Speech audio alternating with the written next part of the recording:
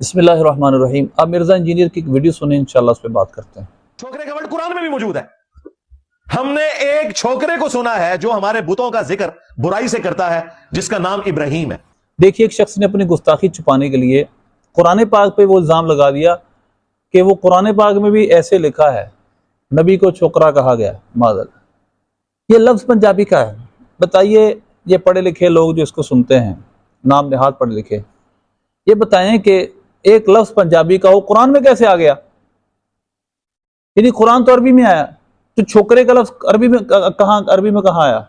ایک لفظ پنجابی کا ہے، وہ عربی زبان میں استعمال ہی نہیں ہوتا، اور قرآن کے نزول کے وقت وہ کہاں تھا لفظ چھوکرا؟ اب جس آیت سے یہ استدلال کر رہا ہے وہ لفظ کیا ہے؟ وہاں پر حضرت ابراہیم علیہ السلام نے جب بت توڑ دیے نا، جب بتوں کو چکنا چور کر دیا، اور وہ سارے لوگ اپنے میلوں پہ گئے تھے، جب وہ واپس آئے تو کسی نے کہا کہ ان لوگوں نے کہا کہ ہمارے بتوں کے ساتھ کیا، کس نے یہ کیا ہے؟ تو کچھ لوگوں نے کہا قالوا سمعنا فتن، ملا کے پڑھیں گے تو فتن یذکرہم یقال لہ ابراہیم، کہ ہم نے سنا ہے ایک لڑکے کو، فتن مانا لڑکا ہے، جوان، یعنی جو ابھی جوانی کی دہلیز میں داخل ہوا اس کو کہتے ہیں فتن۔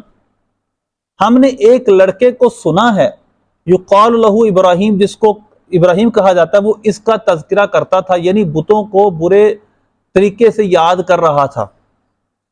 اب اگر سورہ انبیاء کی اس آیت کے مطابق تو کہاں لکھا ہے اس میں چھوکرا؟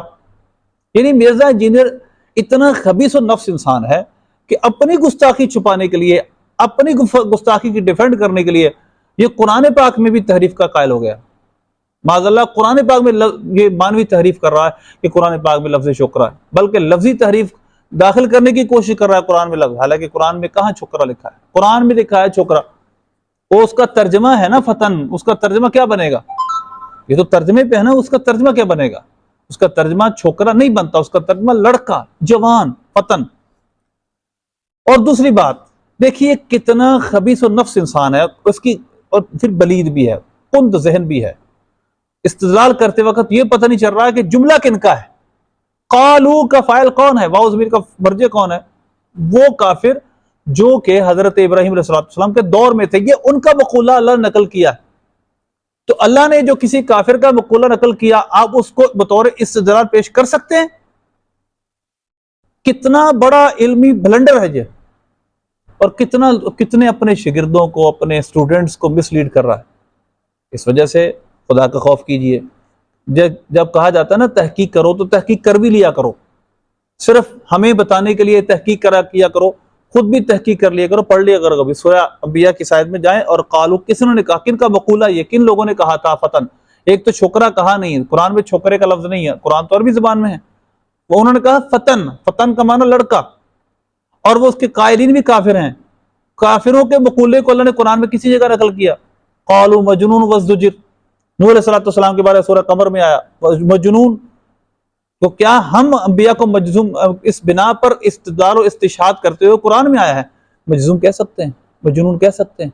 وازدجر یعنی وہ تو ان کو ڈرا دھمکا رہے تھے، لیکن مجنون کا لفظ قرآن پاک میں انبیاء کو انہوں نے کہا، انہوں نے انبیاء کے بارے میں کیا کچھ نہیں کہا، قرآن نے نقل کیا اس کو۔ تو کیا ہم بطور استدلال و استشہاد میں نے گستاخی معاذ اللہ کوئی کرے اور گستاخی کر کے گئے قرآن میں لکھا ہے؟ یہ مرزا انجینئر اور اس کے فالوور کتنے بڑے بلنڈر مارتے ہیں، ذرا غور کیجئے۔ قرآن پاک میں اگر ایک اللہ نقل کرے اور وہ کافروں کا مقولہ ہو، تو آپ اس کو دور دلیل پیش کریں، قرآن میں آیا ہے۔ یہ ایسے ہی ہے کہ کوئی اپنے بچے کا نام شیطان رکھ لے کہ قرآن میں شیطان کا لفظ آیا ہے، تو درست ہوگا؟ رکھے پھر اس طرح نام مرزا انجینئر، اس کے فالوور قرآن میں آیا۔ تو قرآن پاک میں کوئی چیز آئی، کس سینس میں آئی، اس کا کانٹیکسٹ کیا ہے، کس سینس میں اللہ نے بات کی، اس کا سیاق و سباق کیا ہے؟ اللہ ہمیں ایسے فتنوں سے محفوظ رکھے۔